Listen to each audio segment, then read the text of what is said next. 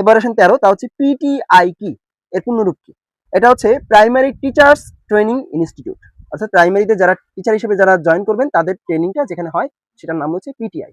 যেমন আমাদের বাগেরহাটে আছে এটা, আমাদের আমলাপাড়া যে এলাকাটা আছে সেখানে, এরকম আপনাদের প্রত্যেকটা জেলাতে একটা পিটিআই অন্তত থাকে। গেল।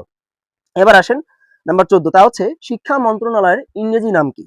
তা হচ্ছে মিনিস্ট্রি অফ এডুকেশন। আমি আবারও বলি, মিনিস্ট্রি অফ এডুকেশন। আমি আবারও বলছি, মিনিস্ট্রি অফ এডুকেশন। যেটা বলবেন না সেটাও বলছি, এটা হচ্ছে এডুকেশন মিনিস্ট্রি। এটা বলবেন না, এটা বললেই আপনার ভাইবা ওইখান থেকে আপনাকে বলবে বাবা তুমি যাও, যথেষ্ট তুমি জানো, তুমি যাও, এখন তোমার ভাইবা হয়ে গেছে, টাটা বাই বাই, ঠিক আছে, খাতাম, টাটা বাই বাই, এই শুরু হয়ে যাবে। ওকে, এই করেন না। আবারও বলি, ministry of education, not education, education. Okay, গেল। এবার আসেন নাম্বার 15, তা হচ্ছে প্রাথমিক ও গণশিক্ষা মন্ত্রণালয়ের পূর্ব নাম কি?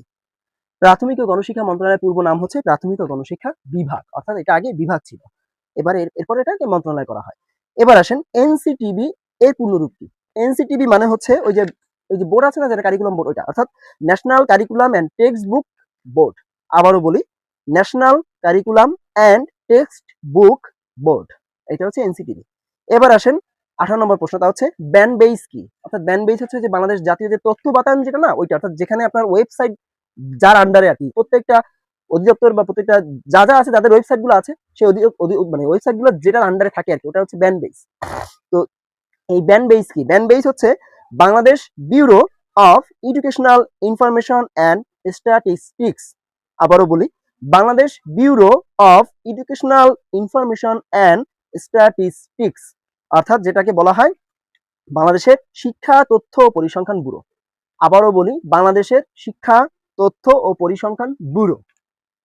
গেল এটা। এবার আসেন নাম্বার 18, তা হচ্ছে ওই যে বলছিলাম না পিইসির বিষয়টা আলোচনা আছে, এটা পিইসি শেষ কবে হয়েছিল, অর্থাৎ এই পরীক্ষাটা কবে হয়েছিল শেষ এবং কবে বন্ধ হয়ে যায়, বা এটা আপনাকে এভাবে বলতে পারে এটা কি চালু আছে, তখন আপনি বলবেন আর কি। তো পিইসি এই অর্থাৎ যেটাকে বলা হয় প্রাথমিক শিক্ষা সমাপনী এই পরীক্ষাটা, এটা শেষবারের মতো হয়েছিল 2020 সালে, অর্থাৎ করোনার সময় শেষবারের মতো হয়েছিল। এরপরে 2022 সালে এসে বন্ধ হয়ে যায় এটা, এবং বর্তমানে এর বদলে প্রাথমিকের যে বৃত্তি পরীক্ষাটা আছে এটা চালু হয়েছে, অর্থাৎ এখন আর পিইসি পরীক্ষাটা নাই, অর্থাৎ বৃত্তি পরীক্ষা চালু হয়েছে এর বদলে, অর্থাৎ সেই পুরোনো আমলে যেটা ছিল সেটা। মানে আমি নিজেও খুব খুশি হয়েছি, এইটাই হওয়া উচিত, তাহলে ছেলে মেয়েদের আগ্রহ পাবে পড়াশোনার প্রতি।